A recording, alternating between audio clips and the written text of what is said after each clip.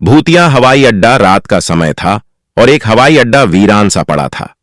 चारों तरफ अंधेरा था और बस कुछ ही लोग थे। सुरेश, जो वहां का एक सुरक्षा गार्ड था, अपनी ड्यूटी पर था। उसने सुना था कि रात के समय इस हवाई अड्डे पर अजीब घटनाएं होती हैं, पर उसने कभी यकीन नहीं किया था। उस रात जैसे ही उसने अपनी चाय का कप खत्म किया, उसने देखा कि एक परछाई उसकी तरफ बढ़ रही है। उसने अपनी टॉर्च जलाई, पर कोई नहीं था। वह सोच में पड़ गया। तभी उसने एक महिला की चीख सुनी। वह दौड़कर उस दिशा में गया जहां से आवाज आई थी।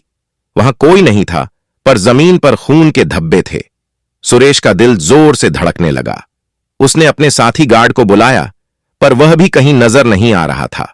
उसने वॉकी टॉकी से संपर्क करने की कोशिश की, पर कोई जवाब नहीं मिला। तभी उसे पीछे से किसी के चलने की आवाज सुनाई दी। उसने पलट कर देखा, पर कोई नहीं था। वह वापस अपने केबिन की तरफ बढ़ा। तभी अचानक उसकी टॉर्च बंद हो गई और पूरा हवाई अड्डा अंधेरे में डूब गया।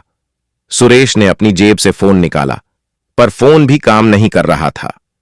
अब सुरेश को एहसास हुआ कि कुछ बहुत ही गलत हो रहा है।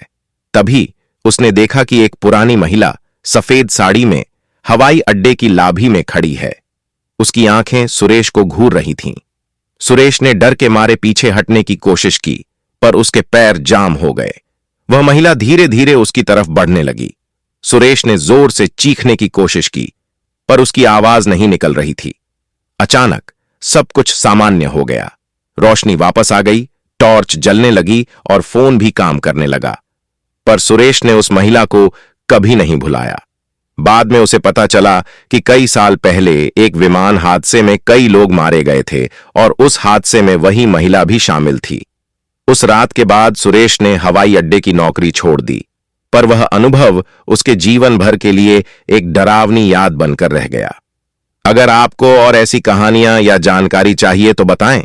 अगर आपको हमारा वीडियो पसंद आया हो तो कृपया हमारे चैनल को सब्सक्राइब करें और नोटिफिकेशन बेल को दबाएं ताकि आपको हमारे नए वीडियो की जानकारी तुरंत मिल सके। आपका समर्थन हमें और बेहतर स्टोरी बनाने के लिए प्रेरित करता है। धन्यवाद।